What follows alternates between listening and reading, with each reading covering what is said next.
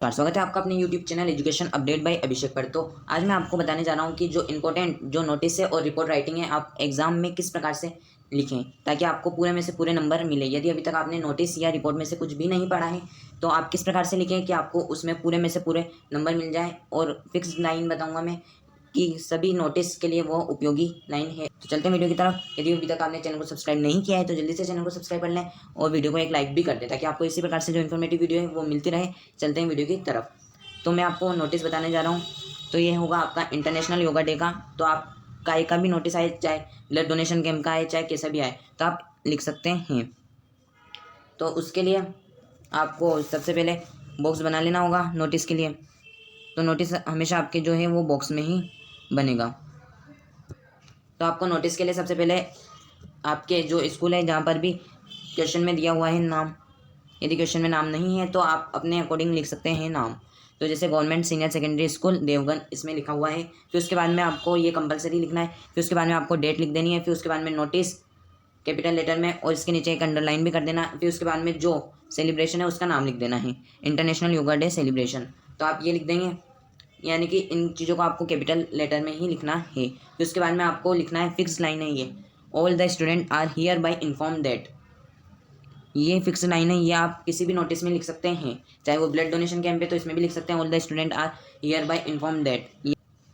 आप ये भी लिख सकते हैं, all the student and teacher, all the student and teacher hereby inform that the international yoga day celebration is going to held on. फिर उसके बाद में आप जिस भी तारीख को फंक्शन है तो वो लिख सकते हैं आप 21 June from 9 AM onwards in the school assembly hall.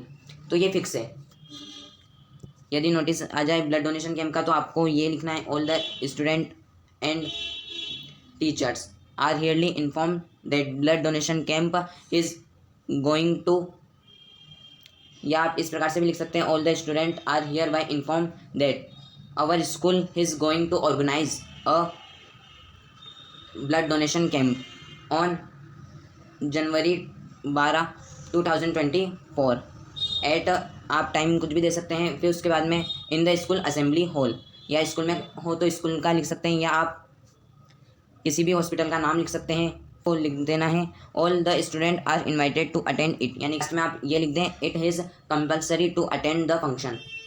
तो आपको ये लिख देना है। फिर उसके सभी स्टूडेंट का अनिवार्य रूप से अटेंड होना आवश्यक है। फिर उसके बाद में आप नाम लिख देना आपका, और सेक्रेटेरिएट योगा क्लब, या आप जौन सा भी आए वो लिख सकते हैं। आप देख लें कि इसमें सभी इसी प्रकार से हैं। अब बात करते हैं कि रिपोर्ट आपको किस प्रकार से लिखनी है ताकि आपको नंबर जो है वो मिल जाए। तो रिपोर्ट लिखने के लिए आपको सबसे पहले आपको हेडिंग लिख देनी होगी कि रिपोर्ट कौन सी लिख रहे हैं आप, कि मतलब जो आपके क्वेश्चन में रिपोर्ट है तो वो उसके आप हेडिंग लिख देंगे। जैसे ये क्वेश्चन है, क्या क्वेश्चन है, given below are some many point of information the basis of the point prepare a short report science fair, यानी कि आपको साइंस जो फेयर है यानी कि विज्ञान मेले के बारे में आपको रिपोर्ट लिखनी है। तो आपको रिपोर्ट लिखने के लिए सबसे पहले साइंस फेयर को लिखकर आपको कैपिटल लेटर में लिखना है ये भी। फिर उसके बाद में आपको अंडरलाइन कर देनी है। फिर उसके बाद में आपको जिस भी जगह की लिखना है, जैसे कोटा की है तो कोटा, फिर आपको डेट लिख देनी है जो आपकी परीक्षा डेट है वो। फिर उसके बाद में कोष्टक में आपको आपका नाम जो है वो लिख देना है। फिर उसके बाद में आपको लिखनी है, तो आपको क्या लिखनी है, a district science fair was organized at government senior secondary school on 10 December. कोई सी भी रिपोर्ट आए तो आप इस प्रकार से, last Sunday organized government senior secondary school, तो आप कहीं की भी रिपोर्ट आए तो आप इस प्रकार से लिख सकते हैं। तो इस रिपोर्ट को अपन पूरा पढ़ेंगे कि क्योंकि ये साइंस फेयर की जो रिपोर्ट है ये आपकी इंपॉर्टेंट रिपोर्ट भी हो जाती है जो एग्ज़ाम के पॉइंट ऑफ व्यू से देखा जाए तो।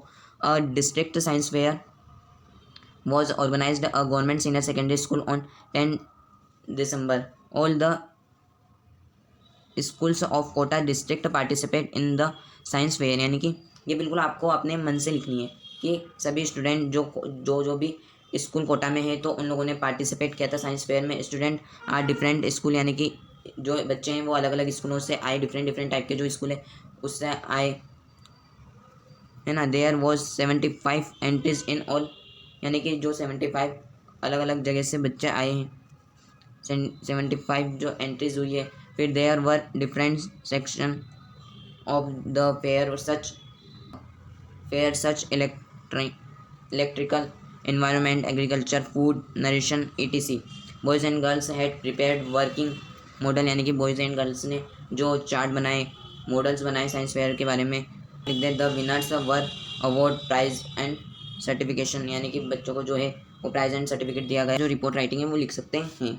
जितनी भी जो फेस्टिवल है या जो फेयर है तो इनकी जो रिपोर्ट है वो आपको इस प्रकार से लिखनी है, लेकिन जो एक्सीडेंट है या बैंक रॉबरी है तो उनकी रिपोर्ट कुछ डिफरेंट टाइप की होगी। तो उनकी रिपोर्ट भी देख लेते हैं एक्सीडेंट वाली, तो ये भी आपकी इंपॉर्टेंट हो जाती है। तो उसके लिए आपको लिखना है, वो पैटर्न सेम ही रहेगा आपका। A serious train accident took palace last night near Jaipur, यानी कि जयपुर के पास में जो ट्रेन का जो है वो एक्सीडेंट हो गया। The Shekhawati express went of the rail and engine and, आप इस प्रकार से लिख सकते हैं। वहाँ पर एम्बुलेंस भी आ गई। तो आप जो ये रिपोर्ट है आप इस प्रकार से लिख सकते हैं।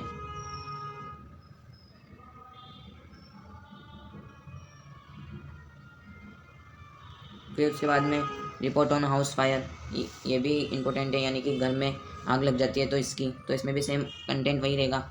It was Sunday I was reading on the roof of my house, यानी कि मैं मेरे छत पे पढ़ रहा था।